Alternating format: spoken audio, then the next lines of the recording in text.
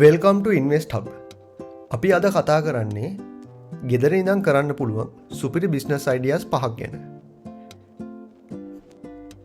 ඔයා ගෘහණියක් නම් ඔයාට රැකියාවක් කරලා එපා වෙලා ඉන්න කෙනෙක් නම් එහෙමත් නැත්නම් ඔයා රැකියාවක් කරන ගමන් පාර්ට් ටයිම් මොන හරි බිස්නස් එකක් කරන්න හිතන් ඉන්න කෙනෙක් නම් ඒ එකක්වත් නැත්තම් ඔයාට ඔන්ටර්ප්‍රනර් කෙනෙක් වෙන්න ඕන නම් මේ බිස්නස් 5 try කරලා බලන්න. මම ඔයාට මේ බිස්නස් 5 ගැන කියන්නේ කාලයක් තිස්සේ හොඳ ස්ටඩි එකක් කරලා ඒ වගේම මගේ වටපිටාවේ ඉන්න යාළුවන්ගේ ළඟ සිටින අයගේ මේ දේවල් ගැන හොඳ අයිඩියා එකක් අරගෙන හොඳ ඇනලිසිස් එකක් කරලා හොඳ නොලෙජ් එකක් බිල්ඩ් අප් කරගෙන තමයි මේ බිස්නස් අයිඩියාස් 5 ගැන ඔයාට කියන්නේ. මේ බිස්නස් අයිඩියාස් 5 ඕනම කෙනෙක්ට ස්ටාර්ට් කරන්න පුළුවන් බිස්නස් අයිඩියාස් 5ක්. ඒ කියන්නේ ඔයා තරුණ කෙනෙක් වුණත් ඔයා වැඩිහිටි කෙනෙක් වුණත් මේ බිස්නස් අයිඩියාස් 5 ඕනම කෙනෙක්ට වැඩ කරන බිස්නස් අයිඩියාස් 5ක්. ඔයා දැනට විශ්‍රාමසුවෙන් ඉන්න කෙනෙක් වුණත් මේ බිස්නස් අයිඩියාස් 5 වැඩ කරනවා. මම කාලයක් තිස්සේ ඉඳන් මේ බිස්නස් අයිඩියාස්, ට්‍රේඩින්, ඉන්වෙස්ට්මන්ට් ගැන හදාarලා තියෙනවා. ඒ කියන්නේ මට හොඳ ඇකඩමික් නොලෙජ් එකක් වගේම ප්‍රැක්ටිකල් නොලෙජ් එකක් තියෙනවා මේ කියන දේවල් සම්බන්ධව. අපි එහෙනම් වැඩි විස්තර නැතුව අද වීඩියෝ එකට යමු. අපි අද කතා කරන පළවෙනි බිස්නස් එක තමයි බයිට් සහ මුරුක්කු නිෂ්පාදනය. මේ බයිට් සහ මුරුක්කු නිෂ්පාදනය කියන්නේ ඉතාමත් පහසුවෙන් ආරම්භ කරන්න පුළුවන් ව්‍යාපාරයක්. මේ බිස්නස් එක ඔයාට ක්‍රම දෙකකට ස්ටාර්ට් කරන්න පුළුවන්. පළවෙනි ක්‍රමය තමයි ඔයාට ගෙදරදී නිෂ්පාදනය කරලා මේක අලෙවි කරන්න පුළුවන්. ඒ වගේම දෙවෙනි ක්‍රමය තමයි ඔයා තොග වශයෙන් මේ බයිට් සහ මුරුක්කු කියන නිෂ්පාදන මිලදීගෙන නැවත ඇවසුරුම් කළා ඔයාට මේ නිෂ්පාදනය ආයෙමත් අලෙවි කරන්න පුළුවන්. ඔයාට මම කියපු අර දෙවෙනි ක්‍රමය, ඒ කියන්නේ ඔයාට ගෙදර නිෂ්පාදනය කරන්න බැරි නම් ඔයා පිටින් එක මිලදීගෙන ආයෙමත් විකුණන්න බලාපොරොත්තු වෙනවා නම් ඔයාට මේ භාණ්ඩ පිටකොටුවෙන් ගිහිල්ලා තොග වශයෙන් අඩු මිලට මිලදී ගන්න පුළුවන්. එතකොට මේක ක්වොලිටි එක ගැන ඔයා තමයි තීරණය කරන්න ඕනේ. මේක ක්වොලිටි එක, ඒකේ රහ, ඒ හැමදේම ඔයා තමයි තීරණය කරන්න වෙන්නේ. ඒ වගේම තමයි මේ බයිට් හා මුරුක්කු නිෂ්පාදනය කියන්නේ ගොඩාක් වෙරයිටිස් තියෙන ඒරියා එකක්. ඒකේ ඔයාට මේ බයිට් සහ මුරුක්කු නිෂ්පාදනය ගත්තහම කුඩා ළමයි ඉඳලා වැඩිහිටියන්ගේ දක්වාම මේ බයිට් මිලදී ගැනීම සිදු කරනවා. ඒ වගේම පාටි එකකදී ඊට පස්සේ ෆිල්ම් එකක් බලන්න යනවනම් ඊට පස්සේ ඔයාලට කම්මැලිකම නිකන් ඉන්න ගම මොන හරි කන්න ආසාවක් තියෙනවනම් ඒ වගේ ගොඩාක් දෙනා මේ වගේ බයිට් මිලදී ගැනීම සිදු කරනවා. මේ නිෂ්පාදනය එහෙම නැත්නම් මේ බිස්නස් එක කවදාකවත් ලොස් වෙන බිස්නස් එකක් නෙමෙයි. ඒක නිසා ඔයා හරි විදියට මේක ස්ටාර්ට් කරොත් ඔයාට මේක හොඳ ප්‍රොෆිට් එකකට යන්න පුළුවන් බිස්නස් එකක්.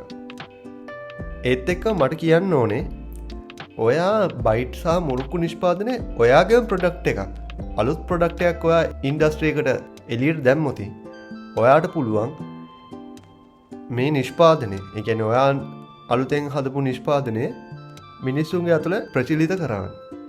ඒකෙන් ඔයාට පුළුවන් ඔයාගේ බ්‍රෑන්ඩ් එක, ඒ කියන්නේ ඔයාගේම නමට අලුත් බ්‍රෑන්ඩ් එකක් බිල්ඩ් අප් කරලා අලුත් නිෂ්පාදනයක් මාකට් එකට දාන්න. මේක ගැන කතා කරනකොට තවදුරටත් ඔයාට මේකෙන් හොඳටම මාකට් එක අල්ලගන්න පුළුවන් වෙන්නේ ඔයා මේකේ අනිත් නිෂ්පාදන වලට වඩා ඔයා වෙනස් වුණොත්. ඔයාට පුළුවන් ඇසුරුමෙන් හොඳ ක්වොලිටි එකකින් මේ ප්‍රොඩක්ට් එක ඔයාට සේල් කරන්න. ඒ වගේම මේ බයිට් හා මුරුක්කු කිව්වහම ගොඩාක් වෙරයිටිස් තියෙනවා. ඔයාට පුළුවන් මේ වෙරයිටිස් ටික එකට එකතු කරලා පොඩි පැක් එකක් හදලා මාකට් එකට ඉන්ට්‍රොඩියුස් කරන්න. අන්න ඒ වගේ හොඳ ටිප්ස් ටිකක් ඔයා රිෆර් කරලා මේ ඉන්ඩස්ට්‍රි එකට ඇතුළත් වුණොත් ඔයාට පුළුවන් හොඳ ප්‍රොෆිට් එකකට යන්න වගේම මාකට් එකේ කාලයක් රැඳී ඉන්නත් පුළුවන්. අපි දෙවෙනියට කතා කරන බිස්නස් අයිඩියා එක තමයි මේ කල් තබා ගන්නා ආහාර. මොනවාද එතකොට මේ කල් තබා ගන්නා ආහාර කියන්නේ? උදාහරණ විදිහට ගත්තාම චිලි පේස්ට්, ජෑම් වර්ග, ඊට පස්සේ අච්චාරු වර්ග, විවිධ සීනි සම්බල්, ලුණු මිරිස් මේ හැම දෙයක්ම කල් තබා ගන්නා ආකාරයට සකසන්න පුළුවන්. කල් තබා ගන්නා නිෂ්පාදන අතර චිලි බේස් සහ ජෑම් කියන්නේ ඉතා සුවිශේෂී නිෂ්පාදන දෙකක්. මේ දෙකේ මාකට් එක ඉතාමත් ඉහළ අගයක් ගන්නවා. ඔයාට මේ කල් තබා ගන්නා ආහාර සකසන ආකාරය ගැන YouTube එකේ ඕන තරම් වීඩියෝස් තියෙනවා.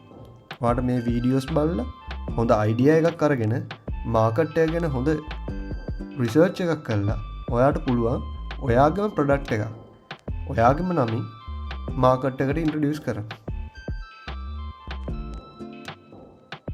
අපි තුන්වෙනිද කතා කරන බිස්නස් අයිඩියා එක තමයි මේ කැනල්ස් නිෂ්පාදනය කියන්නේ. මේ කැනල්ස් නිෂ්පාදනය කියන්නේ ඉතා සුවිශේෂී බිස්නස් එකක්.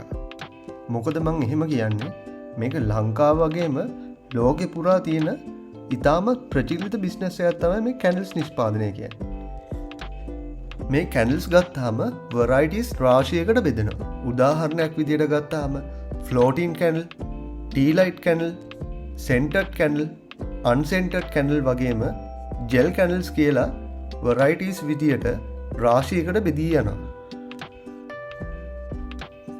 මේ කැනල්ස් නිෂ්පාදනය ගත්තහම තවත් එක බෙනිෆිට් එකක් තමයි මේ කැනල්ස් නිෂ්පාදකයන් ප්‍රමාණය ඉතාමත් සීමිතයි.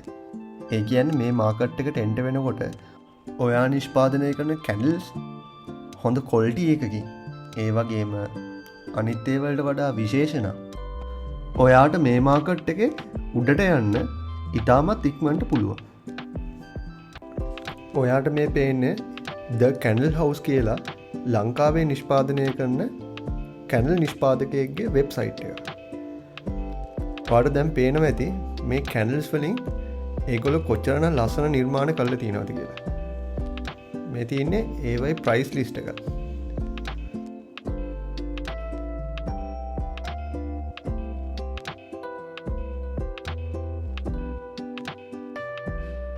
ඔයාට මේකේ මූලික පුහුණුවක් අවශ්‍ය වෙනවා මේ කැනල්ස් නිෂ්පාදනය කරන්න. ඒ සඳහා ඔයාට YouTube එකේ බේසික් අයිඩියා එකක් ගන්න පුළුවන්. ඊට අමතරව වැඩිදුර පුහුණුවක් ලබා ගන්න නම් ඔයාට යම්කිසි පාඨමාලාවක් කෙටි කාලයකට හදාරන්න වෙනවා. ඔයා කෙටි කාලයකින් හදාරන්න පුළුවන් පාඨමාලාවක් මම ඩිස්ක්‍රිප්ෂන් එකේ සඳහන් කරලා තියන්නම්. ඔයාට පුළුවන් එයාව කන්ටැක්ට් කරගෙන සම්පූර්ණ විස්තරයක් දැනගෙන පාඨමාලාව කෙටි කාලයකින් හදාරලා ඔයාට පුළුවන් ඔයාගෙම කියලා බිස්නස් එකක් පටන් ගන්න. අපි කතා කරන හතරවෙනි බිස්නස් එක තමයි කේක් නිෂ්පාදනය. මේ කේක් නිෂ්පාදන වලින් ඔයාට විශාල ආදායමක් උපයා ගන්න පුළුවන්. මේ කේක් නිෂ්පාදන කියන්නේ හැමදෙනාම ආස කරන හරි රසවත් කෑමක්. ඔයාගේ බර්ත්ඩේ එකකට, වෙඩින් එකකට, එහෙමත් නැත්නම් මොකක් හරි පාටි එකකට, නෑදෑ හිතුව මිතුරන්ගේ ගෙදරකට මේ හැම දෙයකටම කේක් කියන නිෂ්පාදනය මූලික කරගන්න. මේ කේක් නිෂ්පාදන වල ඉහළ මිලකට විකිණන දෙයක් තමයි මේ ස්ට්‍රක්චර්ඩ් කේක් සහ වෙඩින් කේක් කියන්නේ. මේක ඔයාගේ හැකියාව, ඔයාගේ පළපුරුද්ද මත, ඒ වගේම ඔයාගේ ක්වොලිටි එක මත කේක් වල මිල තීරණය වෙන්නේ. මේ කේක් නිෂ්පාදනය කියන්නේ මාසෙකට ලක්ෂ 1.5කට වඩා අධික ආදායමක් උපයන්න පුළුවන් හොඳ බිස්නස් එකක්. ඔයාට Facebook page එකක් කරා මේ කේක් නිෂ්පාදන ඔයාට අලෙවි කරන්න පුළුවන්. ඒ වගේම ඔයාට Facebook එක හරහා ඇනෝම් ලබාගෙන පාරිභෝගිකයට අවශ්‍ය කරන කේක් එක නිෂ්පාදනය කරලා අලෙවි කරන්න පුළුවන්. මේ කේක් නිෂ්පාදනය නිසියාකාරව සිදු කරන්න හොඳ පුහුණුවක් වගේම හොඳ දැනුමක් අවශ්‍ය වෙනවා.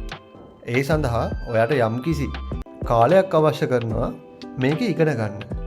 සාමාන්‍යයෙන් මාස 2කක්වත් අඩුම මේක ඉගෙන ගන්න කාලයක් අවශ්‍ය වෙනවා. ඔයාට ඒ සඳහා අන්තර්ජාලයෙන් එහෙමත් නැත්නම් යම්කිසි පාඨමාලාවක් හදාරලා ඔන්ලයින් තාක්ෂණය එහෙම නැත්නම් Zoom එකෙන් ඔයාට මේ කේක් කියන දේ නිෂ්පාදනය කරන ආකාරය ගැන ඉගෙන ගන්න පුළුවන්. ඔයා ඔන්ලයින් මගින් ඉගෙන ගන්න කැමති නම් මේකට දක්ෂ පුහුණු කාලයක් පුරාවට කේක් නිෂ්පාදනය කරන, ඒ වගේම රූපවාහිනිය වගේ නාලිකාවල කේක් නිෂ්පාදනයන් සිදු කරන දසුන් සඳරුවන් කියන එහෙම නැත්නම් මේ මිස්ටර් කේක් පේජ් එකේ හිමිකරුගෙන් මේ සම්පූර්ණ පාඨමාලාව හදාරන්න පුළුවන්. තව දෙයක් කියන්න ඕනේ. ඔයා ඉන්වෙස්ට් හබ් එකෙන් මේක දැනගත්ත නම් ඔහුට ඒ ගැන පවසලා ඔයාට ඩිස්කවුන්ට් එකක් ඇතුව මේ පාඨමාලාව සම්පූර්ණයෙන්ම හදාරන්න පුළුවන්.